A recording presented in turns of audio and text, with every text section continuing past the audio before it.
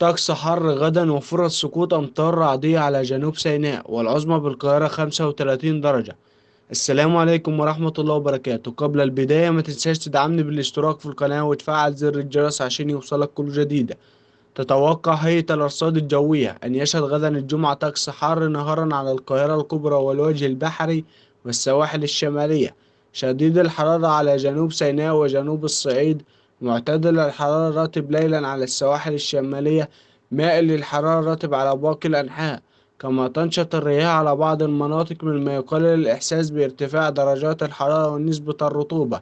وأوضحت هيئة الأرصاد الجوية أن غدا سيشهد استمرار ارتفاع في نسبة الرطوبة نهارا، مما يزيد الإحساس بحرارة الطقس عن المتوقع في الظل، بقيم تتراوح من درجتين إلى 4 درجات، مع وجود نشاط للرياح أحيانا على بعض المناطق، مما يقلل الإحساس بارتفاع درجات الحرارة ونسبة الرطوبة ليلا. وبالنسبة لدرجات الحرارة غدا الجمعة: القاهرة العظمى 35 درجة والصغرى 24 درجة، الإسكندرية العظمى 30 درجة والصغرى 24 درجة، مطروح العظمى 30 درجة والصغرى 24 درجة، سوهاج العظمى 39 درجة والصغرى 25 درجة، قنا العظمى 42 درجة والصغرى 27 درجة، وأسوان العظمى 43 درجة والصغرى 29 درجة.